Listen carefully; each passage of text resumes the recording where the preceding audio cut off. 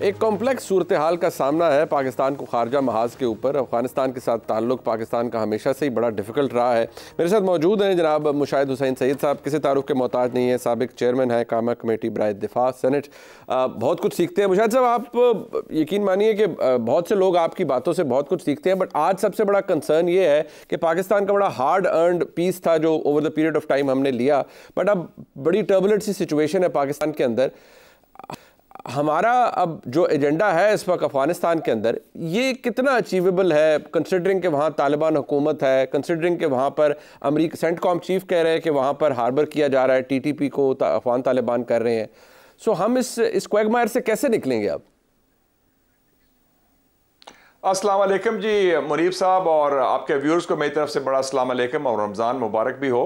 मैं समझता हूँ ये बिल्कुल सही फरमाया आपने कि ये सबसे नंबर 1 फॉरेन पॉलिसी और कौमी सलामती का मसला है पाकिस्तान का इस वक्त अफगानिस्तान। और अफसोस ये है कि ये कुछ माजी की गफलत कह लें या गलतियां कह लें, हमारी अफगानिस्तान की पॉलिसी तो फेल हो चुकी है। पिछले 3 सालों में हमारी 3 पॉलिसीज थी अफगानिस्तान के ऊपर।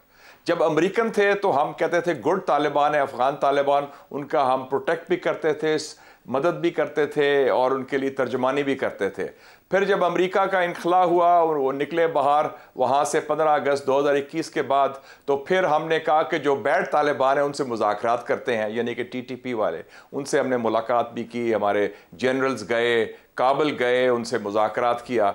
और अब तीसरी स्टेज ये आ गई है कि अब हमें गुफ्तगू छोड़ें, हालात ख़राब छोड़ें, बॉम्बिंग की नौबत आ गई है। यानी कि ये तीसरा आपका हमसाया है जिससे आपके पिछले 5 साल में एक फौजी झड़प हुई है। ये अफसोसनाक पहलू है। मेरा तो व्यू ये होगा कि अफगानिस्तान को हैंडल करना है तो हैंडल विद केयर, सॉफ्टली और स्ट्रांगली, लेकिन फौजी तरीके से नहीं। और मेरा अप्रोच ये होगी कि रीजनल अप्रोच, इलाकाई अप्रोच। चाइना इस वक्त तालिबान अफगानिस्तान के जो हैं उनसे ज़्यादा करीब है बनिस्बत हमें, तो चाइना के भी गुड ऑफिसेज इस्तेमाल करें। तो diplomatic approach, high level dialogue और रीजनल अप्रोच, ये रास्ता है। मुशाहिद साहब, एक इशू ये भी रिसेंटली आपने भी इससे फ्लैग किया, it's a bit of concern for every Pakistani also, कि हम नेचुरली सीपैक के ऊपर बड़ा हम कैपिटलाइज करने की भी कोशिश करते हैं। We take pride in it कि पाकिस्तान के अंदर इतना बड़ा एक इन्वेस्टमेंट थी। अब वो समहाउ ये कितना दुरुस्त है, या लोगों को भी एजुकेट करने की ज़रूरत है कि वो IMF के सामने है। सो ये कितना कंसर्न है पाकिस्तान के लिए बहसीत रियासत कि अब IMF भी उसको किसी कोई माइक्रोस्कोपिक व्यू लेके देख रहा है, या किस तरह से उसको देख रहा है? ये मेरे ख्याल में आपका जो खदशा आपने बयान किया बिल्कुल जायज़ है, मैं उससे इत्तफाक करता हूँ। देखिए, पाकिस्तान चीन ताल्लुकात आपके दरीना ताल्लुकात हैं, स्ट्रेटेजिक ताल्लुकात हैं, 60 साल के ताल्लुकात हैं। चीन आपके साथ चट्टान की तरह खड़ा है हर मौके पर, हर वक्त, हर इशू पर। और अगर उनके जो ताल्लुकात की बुनियाद है आजकल सीपैक, उसकी डिस्कशन वाशिंगटन में हो रही है, चाहे जो भी वजूहात हों, और वो चाइना को तो पसंद नहीं आएगा ना। और दूसरी बात यह भी है कि उसके साथ साथ जो ग्राउंड सिचुएशन है कि जो सीपैक का एक सेंटर पीस कह लें या उसका सतून कह लें, गवादर बंदरगाह, उधर भी कुछ हालात सिक्योरिटी के और दूसरे ठीक नहीं है। तो मजमूई तौर पर ये सूरत हाल को मेरे ख्याल में फॉरेन पॉलिसी प्रायोरिटी अगर अफगानिस्तान नंबर 1 है तो नंबर 2 प्रायोरिटी है सीपैक में तवानाई बख्शनी, चाइनीज़ को फिर से एतमाद देना और इसको बहाल करना, ताकि ये हमारी इक्तिसादी आज़ादी की जामन है और चीन के साथ कुर्बत की एक बड़ा की सतून भी है इस वक्त। ठीक, अब इम्पॉर्टेंट फैक्टर ये भी है मुशाहिद साहब कि नेचुरली खारजा अमूर हमारे बहुत इंपॉर्टेंट है। एक इंटरनल इंस्टेबिलिटी मौजूद है, सियासी instability, obviously that affects the economic stability. But वो समहाउ इलेक्शन हो गए हैं, it's been over a month now, but we don't see anything happening. मतलब वो भी कोई अचीव होती भी नज़र नहीं आ रही। लोगों का उस हिसाब से देखा जाए, सियासी जमातों का आपस में डायलॉग इट्स ऑलमोस्ट ज़ीरो। जो एक सियासी जमातों का या एक सियासी जमात का इस्टेब्लिशमेंट के साथ ताल्लुक है वो बहुत सावर हो चुका है। सो आपको अगले आने वाला 1 साल 2 साल आप उसको कैसे प्रेडिक्ट करते हैं?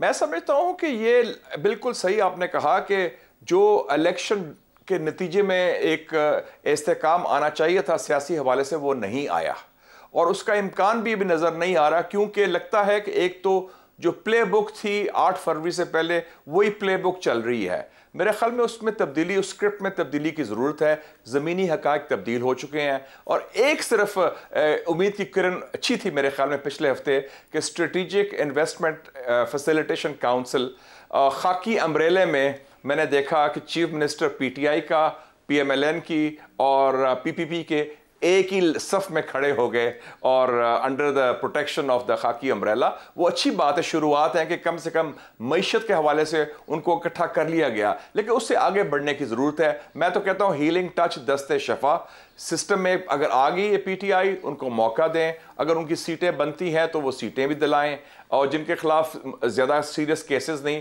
उन सियासी कैदियों को भी रिहा किया जाए ताकि एक फ़िज़ा बेहतर हो। सियासी इस्तेकाम नहीं होगा तो इक्तसादी इस्तेकाम नहीं होगा, इन्वेस्टमेंट नहीं आएगी। इन्वेस्टमेंट नहीं आएगी तो मजमूई तौर पर आप बुहरान से बाहर नहीं निकल सकेंगे। तो ये they are all inextricably intertwined and link together. तो ये बुनियाद इस वक्त सियासी खलफशार है। बिल्कुल ठीक। टुवर्ड्स द एंड मुशाहिद साहब, आपने जुमला लफ्ज़ इस्तेमाल किया दस्ते शिफा। अब वो दस्ते शिफा से दस्ते शफकत तक कब जाता है वो तो शायद आई थिंक बीच में काफ़ी लंबा अरसा गुजर जाता है दस्ते शफकत हासिल करना। वो तो दस्ते शफकत कहीं और है अभी, बट ये जो दस्ते शिफा है इसके लिए ये वन साइडेड तो आपका तजर्बा बहुत है, ये हो नहीं सकता। इसके लिए तहरीके इंसाफ को क्या करना होगा कि वो दस्ते शिफा ले पाए? तहरीक इंसाफ को भी अपना माइंडसेट चेंज करना होगा। ये देखें ना, ये कोई गुरिल्ला जंग तो नहीं है ना, ये एक जमहूरी जद्दोजहद का एक हिस्सा है। सही। इस वक्त दो बेसिक फोर्सेस हैं आपके। एक सरकारी सिस्टम है जिसमें सारे शामिल हैं, सारी पॉलिटिकल फोर्सेस भी कह लें, पार्टीज भी अब उसमें जम हो गई हैं, और एक अवामी कुव्वत है बाहर। वो जो अवामी कुव्वत है भी वो सिस्टम के अंदर आके रूल्स ऑफ द गेम के मुताबिक काम करे, अपने भी गलतियों से सबक सीखे। क्या सबसे बड़ी गलती क्या की थी कि जब उनके हाथ में एक मेजॉरिटी थी पार्लियामेंट में, दो हुकूमतें थी, उन्होंने सबको दस्तबरदार किया और कहा जी हम इस्तीफा देते हैं। तो अब मेरे ख्याल वो सबक भी सीख लिया है। और दस्ते शफा और दस्ते शफकत में इतना बड़ा फासला नहीं। हमारे यहाँ भी यू टर्न सिर्फ पीटीआई की मोनोपोली नहीं, बाकी लोग भी यू टर्न कर सकते हैं अगर नजरिया जरूरत के तहत। नजरिया जरूरत के तहत। मुशाहिद साहब बहुत शुक्रिया आपका, आपने अपना कीमती वक्त दिया और यकीनी तौर पर जो आपने आखिर में कहा है उसको लोग एंजॉय भी करेंगे और रिलेट भी कर पाएंगे। तो हक बनता है हर सियासी जमात का कि वो इस मुल्क के अंदर सियासत करे। हक बनता है हर उस वोटर का कि जिसको वो वोट दे वो इलेक्ट हो जाए और फिर उसकी रिप्रेजेंटेशन हो मुकम्मल तौर पर, चाहे वफाक में या किसी सूबे के अंदर। और किसी भी मुल्क के अंदर अगर जमहूरियत आगे बढ़ेगी तो हर कोई यही एडवोकेट करेगा कि मुल्क में किसी वोटर को डिसएडवांटेज नहीं होना चाहिए और मुकम्मल तरीके से मामलात को आगे चलना चाहिए। ना ही कोई कदगर होनी चाहिए, ना ही कोई पाबंदी होनी चाहिए। लेकिन डिपेंड ये करता है कि हमारे मुल्क में यानी मुमलिकत खुदादाद पाकिस्तान के अंदर आज के हालात के अंदर क्या वाकई सिलसिला ऐसा है कि जो एकतरफ़ा है, यानी सिर्फ इस्टेब्लिशमेंट का मसला है पाकिस्तान तहरीक इंसाफ के साथ और तहरीक इंसाफ या सुन्नी इत्तेहाद काउंसिल के वो मेंबर जो इस वक्त मुख्तलिफ असम्बलियों के अंदर मौजूद हैं उनकी तरफ से ऐसा कुछ नहीं किया जा रहा या कहा जा रहा जिससे मसाइल जन्म ले रहे हैं। पाकिस्तान तहरीक इंसाफ बहैसियत एक सियासी जमात, अगर ये कहा जाए कि इस वक्त मुल्क की सबसे मकबूल जमात है तो गलत नहीं होगा। इमरान खान मुल्क के सबसे मकबूल लीडर हैं तो ये भी गलत नहीं होगा। इसका अंदाज़ा मैं किसी ट्विटर के पोल के हवाले से नहीं कर रहा, बल्कि जो रिसेंट इलेक्शंस हुए तमाम तर मसाइल के बावजूद पाकिस्तान तहरीक इंसाफ के हिमायत याफ्ता उम्मीदवार ख़ास तौर पर वफाक के अंदर सबसे ज़्यादा सीटें लेकर सामने आए। आज़ाद होने की वजह से वो हुकूमत बनाने की पोजीशन में नहीं थे। लेकिन सवाल यहाँ ये पैदा होता है कि आज जिस हालत में पाकिस्तान तहरीक इंसाफ खड़ी है, क्या उसकी ज़िम्मेदार सिर्फ वो है या उसकी ज़िम्मेदार इस्टेब्लिशमेंट है?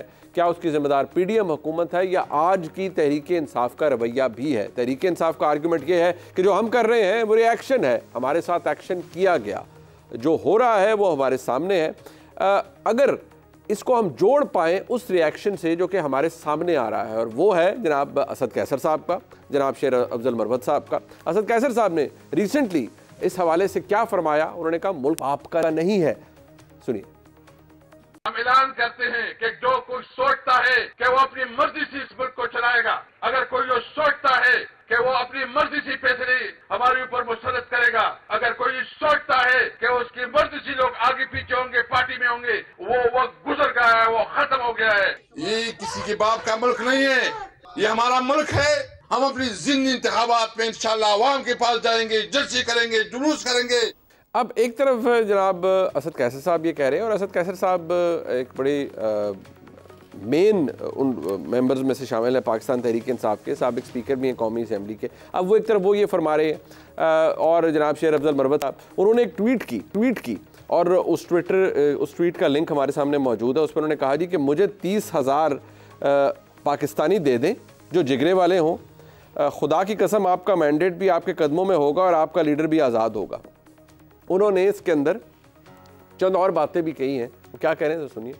30,000 पाकिस्तानी जवान मुझे मिल जाए, मैं कसमन कहता हूँ कि इस रियासत की बदमाशी, आपका मैंडेट भी आपके कदमों में पड़ा होगा और खान की आजादी भी होगी। अब ये वो बात शेर अफजल मरवत साहब ने की है। अब इसके अंदर कुछ बातें ज़रा मैं समझता हूँ शायद थोड़ी सी ऑफेंसिव भी हैं और उनसे मसाइल भी। उन्होंने कहा आपने कौमी सानेहा, ये तमाम उनके ट्विटर के ऊपर मौजूद है और उन्होंने बाकायदा तौर पर इसके वीडियो लिंक भी मौजूद है। वो ये कह रहे हैं कि भाई आपने 9 मई को कौमी सानेहा बना दिया, क्या APS वाक़या कौमी सानेहा नहीं था? क्या आपने जब पश्तूनों को डिस्प्लेस कर दिया मिलिट्री ऑपरेशंस करके तो क्या वो कौमी सानेहा नहीं था? सलाला पर हमला हुआ तो क्या वो कौमी सानेहा नहीं था? तो आप 9 मई के पीछे क्यों पड़े हुए हैं? इसको आपने कौमी सानेहा बनाया हुआ है। अब देखिए, एक तरफ अगर ये सूरत हाल है तो फिर मसले का हल किसके पास है और कहाँ चल के होगा।